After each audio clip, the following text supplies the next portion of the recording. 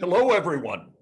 Christian Lamano, producing artistic director at the Sierra Madre Playhouse, with our King of the Yees, behind the scenes #2.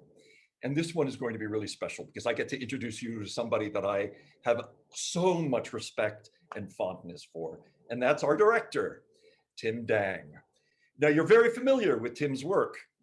He directed Nothing is the Same for us about 3 or 4 years ago now.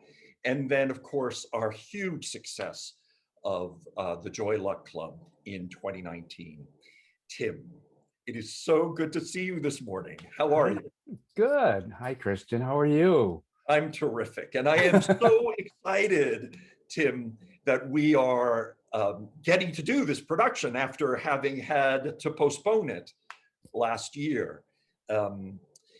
King of the Yees by Lauren Yee is one of the most produced plays in America, or it was before the pandemic. Can you give the audience a little bit of a taste of what King of the Yees is about? For those people who did see the Joy Luck Club back in 2019 at Sierra Madre Playhouse, where the Joy Luck Club is the story about the relationships between the immigrant Chinese mothers and their American daughters. Here in King of the Yees, it's a little bit different because it is the relationship between the immigrant Chinese father and American daughter. And thrown into that are other themes about Chinatown and place and culture, about the different generations in terms of tradition versus modern culture. Within the Chinese community. And I think a lot of us do face, because most of us are children of immigrants, that we face that generational gap between us and our parents. This is one of those exciting journeys that Lauren has created, and Lauren Yee, the playwright, has put herself at the center of this play.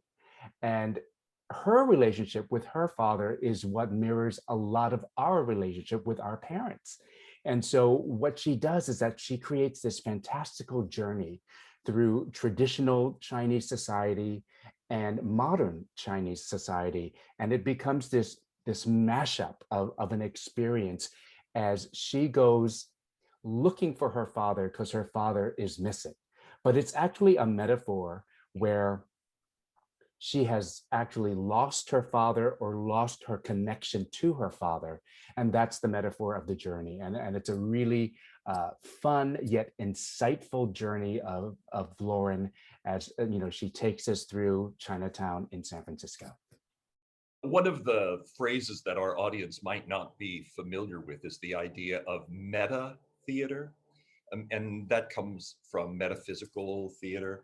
So what you'll find in this play is that there's a play within a play, and Lauren is actually a character, and her father Larry is a character, and there's an actor who plays Larry in a play, and then Larry appears, and it's very, it is not a straightforward through line as many plays are, but it gives Lauren this permission to be fantastical and explore all of these avenues that are different ways of thinking about this topic.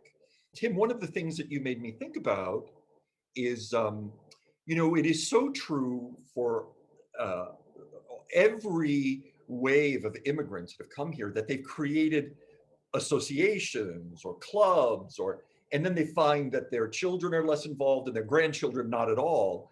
And that is one of the pieces of this play, isn't it? Right. I mean, I think that's why it's so relevant to today, because yes, we have, in some Asian American communities, we have up to 4 or even 5 generations of family that lives within one community, sometimes within the same household. And so this play actually gives us that look in terms of how we perceive one generation or the traditional generation, and how we perceive the modern and contemporary generation or the society. And what Lauren brings is something that is that I think is very interesting to explore for me as a director is what are the different things that stimulated Lauren's creative mind when she was growing up. And what are those bits of music that she heard, or what were those iconic images that she saw, and how does she see them now, and what do they represent now? And so it'll be really fun to in terms of the creative part of it, bringing the set design elements, projection designs, costume, all into this. And I think that it will be a very exciting and visual show to see at Sierra Madre Playhouse, especially as we return right after a long break from not seeing live theater.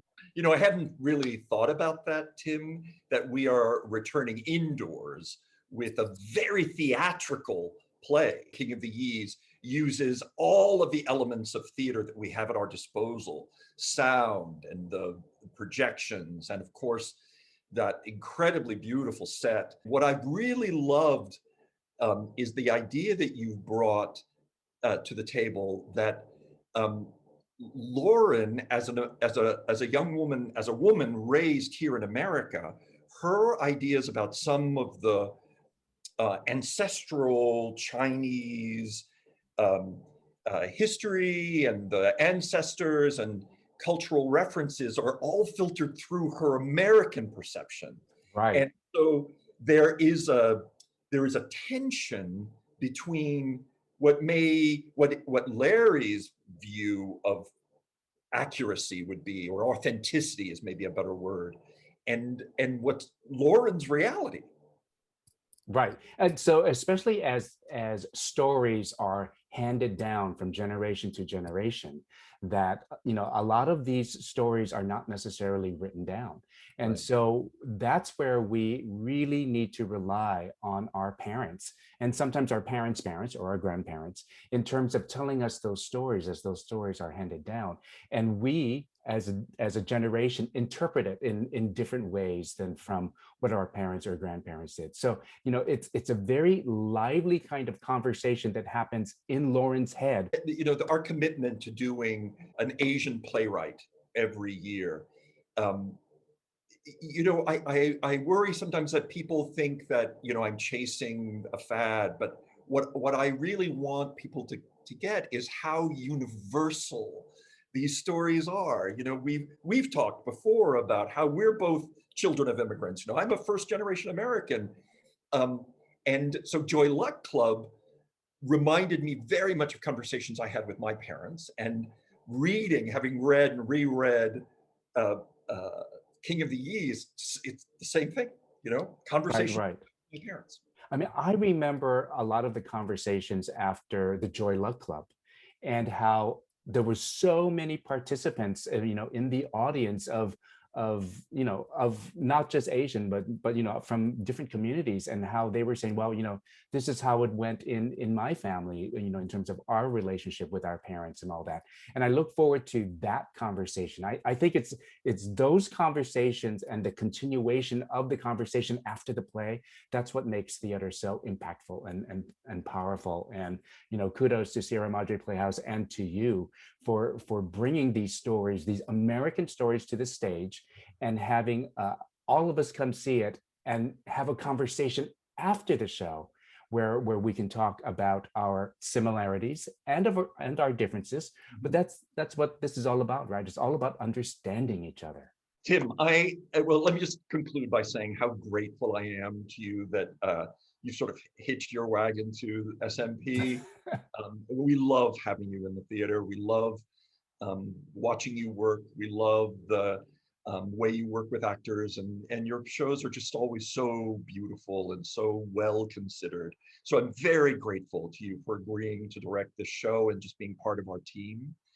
And I guess I will just end by telling the audiences that we are very close to opening up the ticket sales for King of the Yees. With the whole COVID situation, there were some things we still needed to be sure of before we offered tickets for the indoor production.